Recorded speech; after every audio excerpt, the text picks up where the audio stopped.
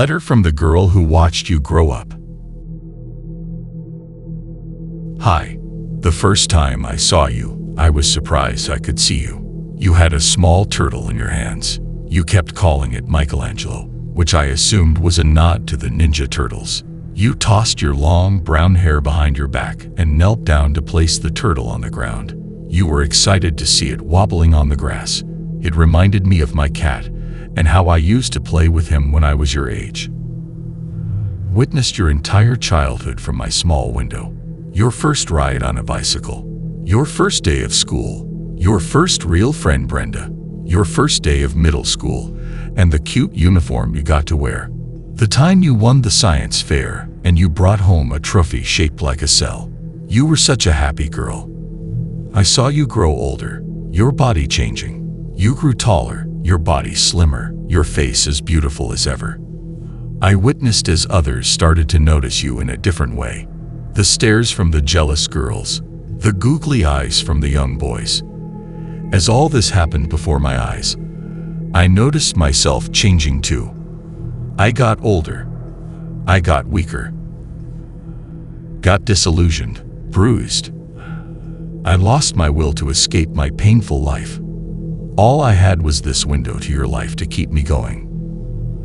I lived my days through yours. Watching you was enough entertainment for me. You couldn't know the different ways you saved me from bad thoughts, bad days, and all the pain I had been suffering from. I saw the day that handsome young man came to pick you up in a red convertible. Your mother wasn't happy about it, but she knew she had no choice. You had to start spreading your wings at some point. You left in a gorgeous floral dress that matched the summer's flowers. You came back late that night. You had a stuffed bear and some leftover cotton candy. I imagined you had gone to the fair. I imagined all the rides you must have gone on, all the fun that must have been for you. I was so happy that you had enjoyed your first date. And then came the magical kiss. He leaned in, blushing, and kissed you. Your cheeks were so red that I instantly knew I had witnessed your first kiss. I closed my eyes, imagining what that must have felt like. For 1 second, I imagined it had been me wearing that dress, smiling so big with butterflies in my belly and a kiss on my lips. But I was happy for you.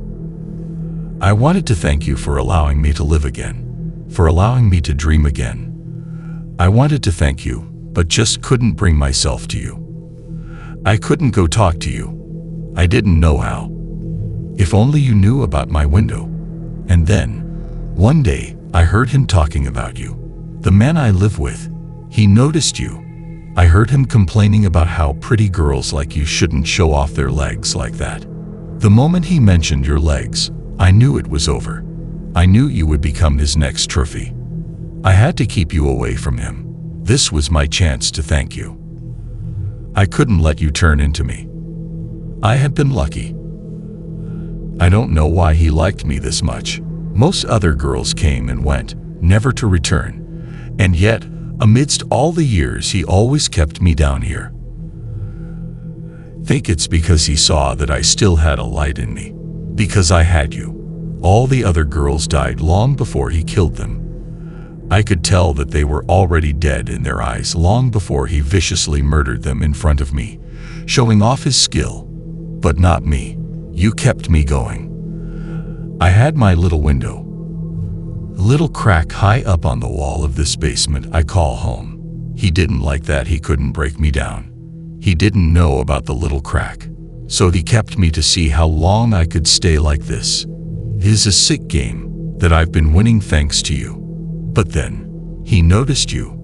And I knew what fate awaited you if he laid his monstrous hands on you. Whatever strength I have left, I've collected it and prepared myself to finally do something about it. I want to thank you, because if you're reading this letter, it means I did it. I gathered my courage, packed it neatly into action, and went through with my plan to escape once and for all. I will make him believe I've died. I don't know if it'll work, but if it does, he will reach to pick me up. I'll immediately kick him as hard as I can where it'll hurt the most. As hard as I can. I will then steal his keys and run as fast as I can and drop this letter off in your mailbox. I have a feeling he will chase me and get a hold of me eventually because I am weak. I'm very weak, battered. There is barely a human left in this body of mine. But if that is the case, I've been prepared to leave this world for a long time. Doubt anyone will hear or see me. This street is so desolate. You're the only life here, it seems sometimes. But so long as you get this letter, I know that I did my part and that you'll be safe. Monsters are real. This one is named Ryan Morehouse. He is your front door neighbor.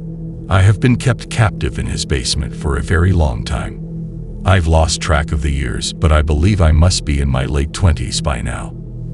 I was 15 when he first brought me here. My parents must have looked for me. Please don't tell them about me. I don't want them to know about the tortures he put me through. I don't want them to see me broken down this way. I just want you to report him to the police.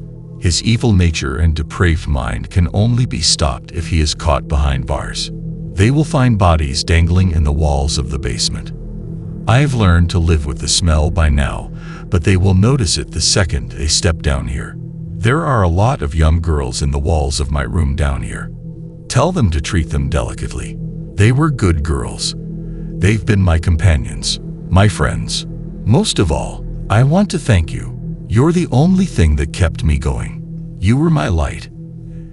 And now, I'm escaping thanks to you. Escaping this awful room. Escaping this awful life, even if it means I finally get to die. With love, the girl who watched you grow up. We found this letter in our mailbox. After contacting the police, they entered the home of our neighbor across the street. Over a span of 5 days, they found a total of 15 bodies hidden in different parts of his house. He had plans to kidnap our daughter, but thanks to this mysterious stranger, his plan was intercepted. We still have not found the girl who wrote this. We like to think she made it out alive, but sadly, it is unlikely as Ryan Morehouse is also missing. We don't even know her name, but we did find the little crack in the wall, the one where she saw my daughter grow up from. Letter 2. Hi, it's me. It's been a while since I last wrote you. I read on the newspaper that you received my letter. I guess you know about me now. I bet you're wondering who I am, what my given name was, who my parents were, where I lived, where I went to school, what I dreamed of becoming when I'd grow up. I don't know. Maybe you didn't wonder. Maybe I just wished you did. Maybe I just wished someone did. When you're locked away for so long, watching as the world passes by, not taking a second look at the blue house with the man with the fake smile, you start to understand that you don't really matter. You start to understand that the world only cares about the sensationalism and scare factor of a missing teen. They don't really care about the face in the missing poster. And that's when you begin to float. You float when he talks to you. You float when he beats you.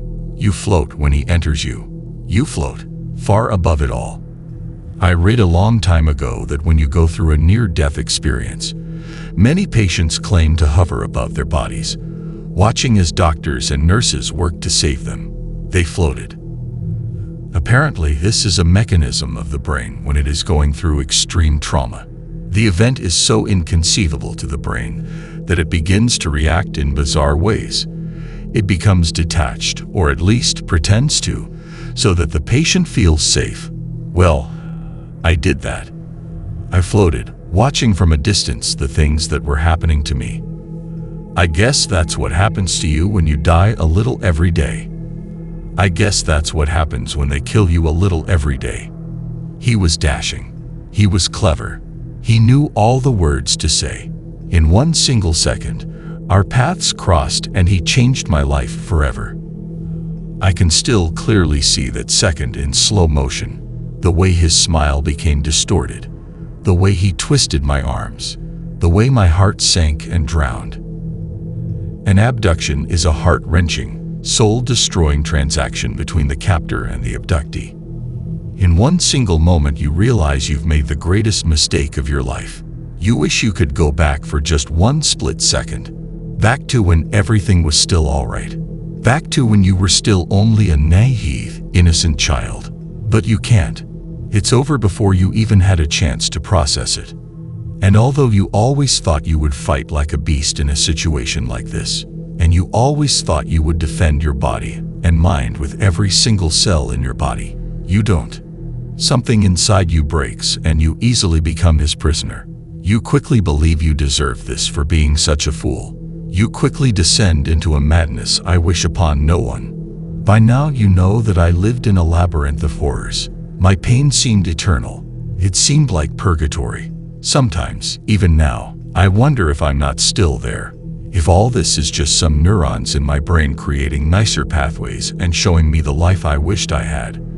But there is one thing I always remind myself of when I begin to have these intrusive and deluded thoughts. Children grow up. Maybe I was a young, naive, and easily conquered child once, but even that could not last forever. In the end, children always grow up, but monsters, they always stay monsters. Ryan Morehouse. It's strange to say his name out loud and to no longer be afraid of it. But the strangeness of this new feeling inside me is slowly fading as I realize it was all real. The pain was real. The girls I met were real. He was real. My escape was real. I laid motionless, not breathing. Eyes opened, mouth dangling. As he approached me, my body became tense, knowing the things he was capable of. But before he could do anything to me, I floated. The funny, beautiful irony of my story is that he taught me through pain and suffering the one trick that would bring it all to an end. I floated. I flew. As he kicked me that afternoon, I watched from above. But this time, even my physical body didn't react to the pain he inflicted on it. I can't explain to you what happened. Sometimes I think it was some sort of miracle. It was all too perfect. He really thought I had died. I could tell by the shock in his face. I was baffled by all the mistakes he made. I suppose he got used to my powerlessness, but on that day, I had a mission to save you. I couldn't bear to imagine you in his mind, in his hands, in his chambers of torture. As he dropped down to check my pulse, I knew it was over for him. He looked into my dead eyes. He stared intently into them, looking for any sign of life. And then I squinted with a half smile, startling him before I bit down hard into his neck. He never saw my smile coming into his skin. Think it's because he had forgotten what my smile looked like. I never knew I'd enjoy the taste of blood in my mouth so much. As he stumbled to the ground, holding his neck and crying in horror, stood up. And for once, it was I who looked down at him. For once, it was him who looked up to me. I could see it in his eyes that he knew it was all over. Kicked him in his head until I could no longer recognize him. There was a numbness inside me as I kicked and kicked and kicked. Felt nothing. In the darkness, I drove. I still remembered a bit of my driving lessons I had the year I was abducted. Driving was incredible and freeing. I drove for a long time in his truck. I knew I had to get rid of the car as the authorities probably would be looking for him and his truck after finding the letter I left you. But I didn't want to be found. I didn't want to speak to anyone, not the police, not any therapists, not the media frenzy surely waiting for me, not even my family. I was thirsty for a freedom that I had never known, a freedom far away from every single living thing. I made it to the desert and walked out of the car, leaving his body in the back seat. I enjoyed the colors of the sun as it lightly went to sleep for the night. The freedom that I felt inside me was indescribable. It was as if I had been born again. As the stars began to dangle above me, I wondered if you had read my letter. I wondered if you felt safe now. I wondered if you were thinking about me, but mostly, I missed you and it made me anxious. As I enjoyed my freedom in the desert, I heard something coming from behind me. I looked over my shoulder and felt his eyes on me. I quickly turned around as he laughed, blood spilling from his mouth. He really did resemble a monster now. Did you really think I would be this easy to kill, you stupid cunt? He laughed, wiping his deformed mouth. Did you really think I didn't know you weren't dead? Even I have survived worse beatings than that, you fucking fool. I retorted, slowly smiling again. Monsters are funny. They always forget that there can be monsters hidden in pretty little things too. I pulled his gun from my pocket and shot both of his feet. He fell to the ground, once again, crying in pain. I'm not a kid anymore, I said, watching him recoil to the ground. I'm not a woman either, I paused, my voice changing. I'm not really even human. I'm not. I am what he made me. I am this thing that can't feel correctly. Am this thing that can float. I am this thing that has learned to accept severe pain. I am this thing. And I've come to accept it, but I don't think the rest of the world would. I won't lie to you. Ryan Morehouse and I, we still live together. Please don't feel bad for me. It is I who chose this. Can't help but feel that only he truly knows me now. Only he knows me in this deformed, twisted version of myself. Only he can understand me because I am what he made me. But he knows. He knows that it's my turn now. He knows that there is nothing he can do about it. He understands that he must serve me now, and that he doesn't have a choice but to be powerless and helpless like I once was. With time, he will learn how to float too. I wanted to write you this letter to give you a proper thank you. Thank you for always being there for me. Through that small crack, that small hole in the wall of the basement, I saw you grow up in your front yard. I saw you shine. It is what truly kept me going. Your beauty, your innocence, your kindness, your wit all made me live longer just so that I could watch you for one more day. It was like watching my favorite TV show, and I didn't want to miss one single episode. So thank you for that glimmer of hope that kept me going through all those years that I was held captive. It makes me eternally happy to know that you'll never know the horrors of that unforgiving basement. It makes me happy to see you on your journey. It makes me happy to know that you've put the fear of Ryan Morehouse behind you. I'm ecstatic that you've chosen criminal justice as your major. I like to believe that I had a little influence in that. I love the way you've decorated your dorm room. I also love what you've done with your hair. When the sunlight hits it just right, the highlights make you look like an actual angel. You might be wondering how I know all of this. Well, I wanted to admit something to you. I still get panic attacks. I still get horrendous flashbacks, and I end up almost drowning in my own sweat at night. So I have done what I've always done to reduce my anxiety. I still watch you. Last night, I had one of the worst flashbacks since I escaped. I could feel him inside me. It was physically painful. So I ran out of my house and drove over to spend some time with you. Watching you sleep made it all go away. The way your chest rhythmically moved up and down brought a calm over me that I've only known when watching you. I apologize that I still have not physically introduced myself to you. I'm just not ready to come out to the world yet. I still have some things to do with Ryan Morehouse before I can reveal myself. But do know, one day, as all monsters do, Ryan Morehouse will expire from this world. And perhaps, only then, will I be truly free to come and introduce myself to you. And maybe then we can be real friends.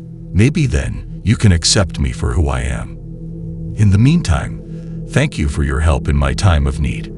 I'll see you soon. With all my heart, the girl who watches you from afar.